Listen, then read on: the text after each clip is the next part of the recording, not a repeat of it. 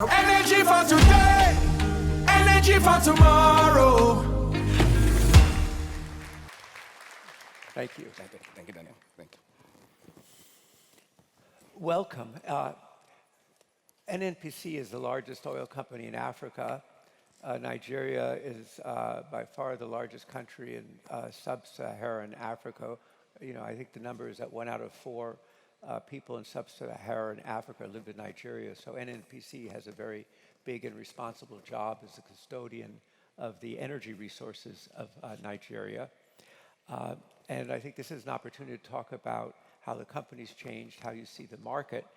And one of the big changes is that NNPC, which has existed for a long time, has changed its model and is now an LLC.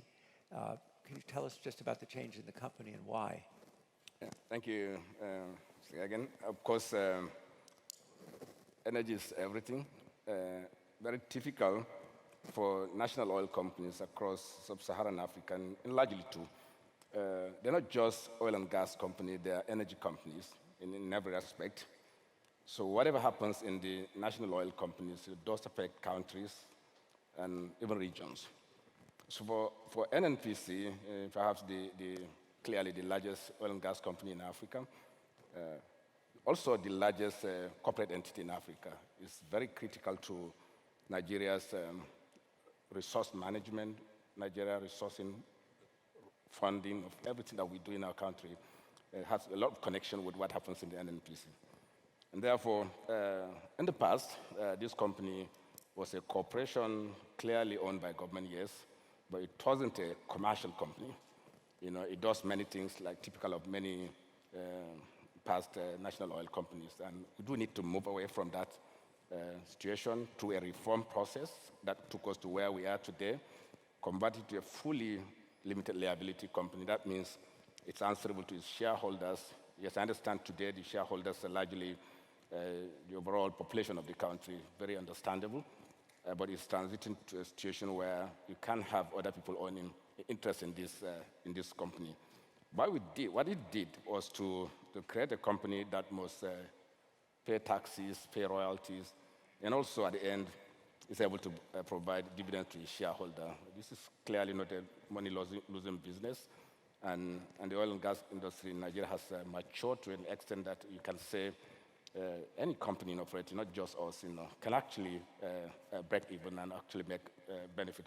Therefore, what really happened today is you have a national oil company which is commercial, which has progressed from a loss-making company typically to now a profit-making company that is able to not just provide dividends to its shareholders, create value to its stakeholders and its partners, which are some of them are international oil companies, some are local oil companies, in a manner that it benefits all, but ultimately a fully accountable company that can actually migrate ultimately to a quoted company. So we'll have public shareholders, and will the government give up its ownership? Yes, it is, because it's clearly in the law established in the company. What happened was that there was a reform process backed by a law. It's called the Petroleum Industry Act. And what that did is to provide a pathway to getting this company quoted so that others can buy shares. So it does create that opportunity. It never existed in the past. And therefore, ultimately, at maturity, this company's shares will be owned by others. Yeah. There's not a date for this, or is? Yeah, the law anticipates within 3 years of incorporation of the company, you can start the process. Right. And therefore, it is within sight. Right, right. Number of questions about Nigeria to ask that obviously one problem that NNPC has suffered from, as other companies, is this matter of theft of oil in the Niger Delta, and just how is NNPC addressing that? I think, clearly, oil theft, not necessarily a local challenge. It does happen in very many jurisdictions, but perhaps in today's context, not the scale that we see in our country. And I'm also aware that, and working on it, clearly, and the frontal position, fighting oil theft in our country, yes, it's abnormal, but it's well within control. We're able to recover most of our production and building back confidence so that investors can put back their money into the business and And of course, our advocacy is always that you can't steal oil without taking it to the market. This market is a very global market, and makes very big business sense for the world to see it in that context. Just the way you treat blood diamond, the same way the world must see it, because oil ends somewhere, typically ends up in a refinery. And refineries will know where oil is coming from. And of course, those transactions, pass through banks, regulatory institutions, and therefore, while we understand it's a local problem, there are local parts of it, but clearly it's an international misfortune. But what we're doing today has contained it. Just give an example in context. In 2022, our production fell below 1 million barrels. And today, we have come back to up to 1.6 million barrels. In a particular day, we actually... To 1.6. 1.6. Oh. And a day, we actually reach up to 1.7. That means recovery of over 700,000 barrels per day. This is nowhere anticipated, but clearly linked to the issue of containment of the oil tape. But yes, once you're able to contain those incidences, investor confidence comes back, people go back to work. Yes, not all the problems are necessarily about oil tape. Yes, there are aging facilities, natural decline, and so many things that happen in our industry. But clearly, the impact of acts of vandals, was clearly a very deep challenge. So where's the focus of your investment now? Is it in the upstream? Is it gas? Is it oil? Yeah, today, our focus is building our capacity to deliver gas into domestic market. Yes, we understand the world needs gas. We also see the clear connection between energy availability, energy sufficiency, and development of gas in any country that is gas-rich country. We're actually a gas country with associated oil. Many people don't realize this, but that's the reality. You're more gas. You have more gas than oil equivalent. And that means our focus is to see how can we use gas to provide the alternative fuel that we need. I understand the ongoing conversations around the world around energy transition, but what we're trying to sort out is actually resolving the issue of energy availability. And the cheapest route to that in our context is to develop gas into the domestic market, and that way you have to provide a replacement fuel before you really worry about something else. Yes, our focus is on gas for domestic market. And then, of course, it also creates the cash outside there. The world needs it. There are a number of initiatives that are going on to see how we can build new LNG plants, both floating and fixed, and a number of development. Many of them are in different developmental stage, but clearly within sight. So our focus is building the gas, developing the gas resources. So it's been a long objective to harness the gas and get it into the country and to use it, which means building. Yes, absolutely, but it's never this frontal because we see clear opportunity that gas creates today. That wasn't there, maybe 10 years ago. Right. So are you building the pipelines and the networks now? Absolutely. Today we're building a number of trunk lines that will supply gas within our network. And of course, it's very understandable. It's NNPC that is driving at the forward in this situation, but clearly understandable. And building the infrastructure means that upstream people can actually now produce the gas and put it into our network. And this synergy is working. And perhaps within the next 3-4 years, and I'm sure that there will be clearly a mature in-country gas infrastructure. So it's in process. It's a process now. What scale in terms of investment? Beg your pardon? The scale of the investment that's required. Yeah, what we see is we probably need $10 to $15 billion within 2-3 years. That should cover the immediate gap. And of course, scaling up means looking beyond providing gas in the domestic market, which is to see how our relationships, our partnership can create gas for export.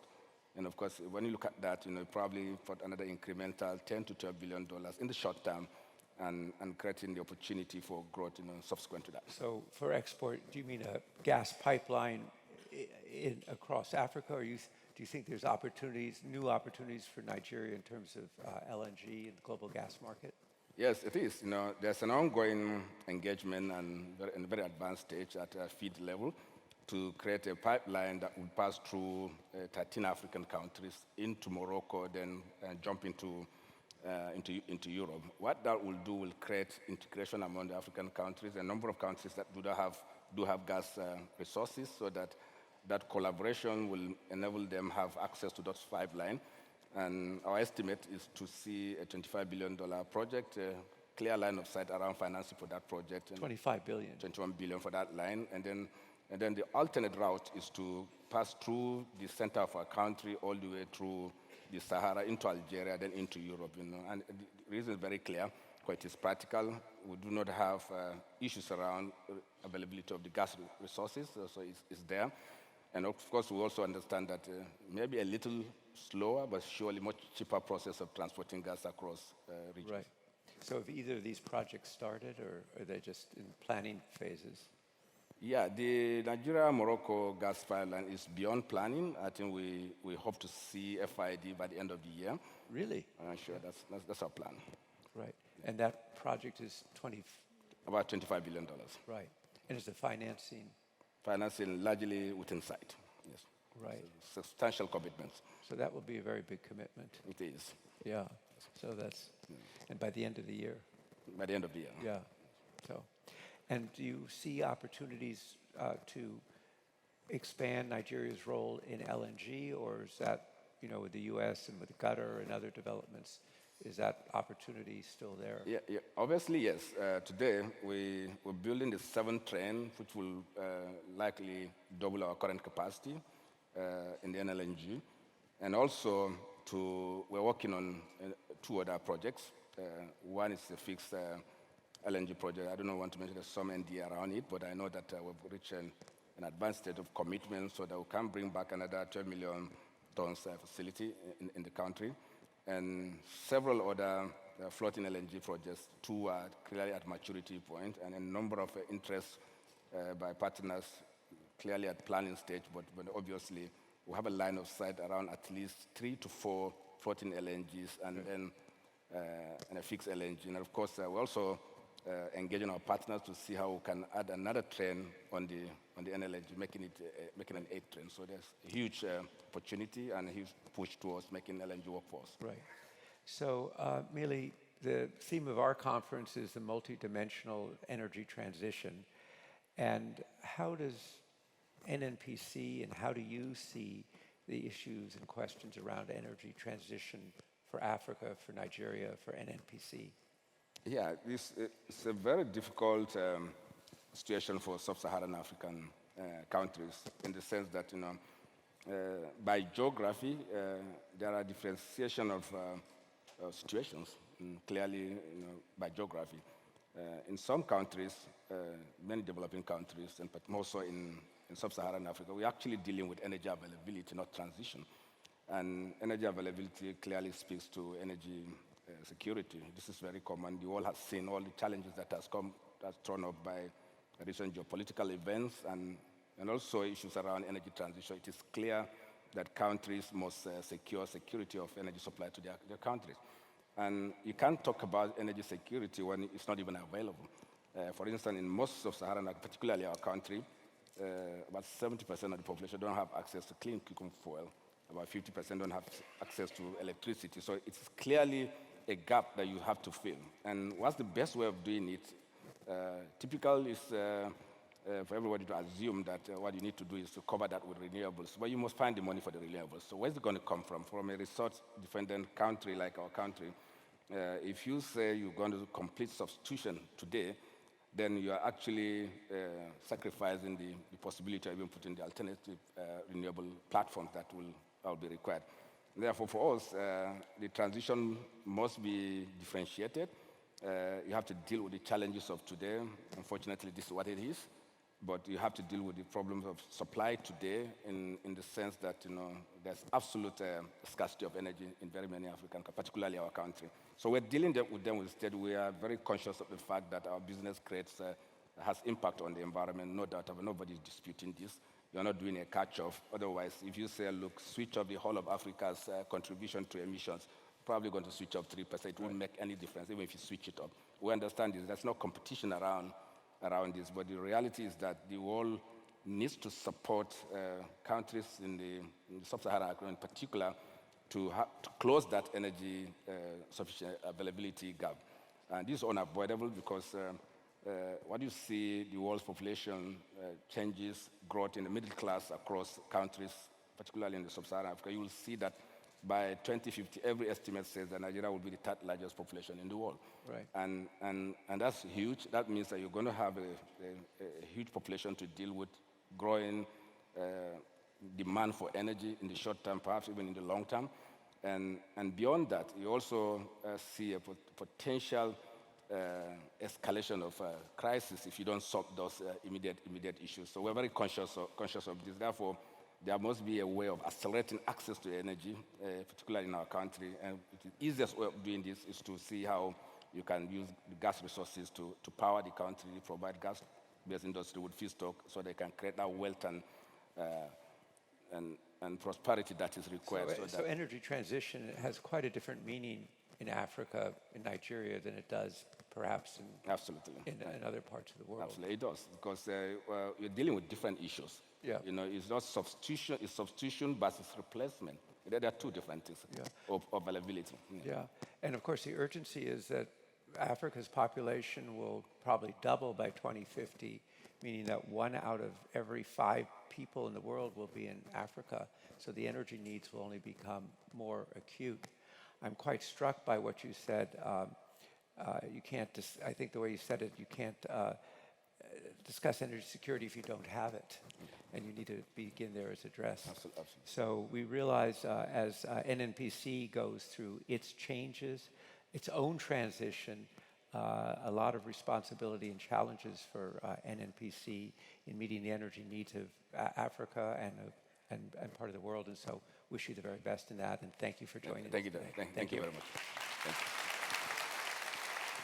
Energy for today, energy for tomorrow.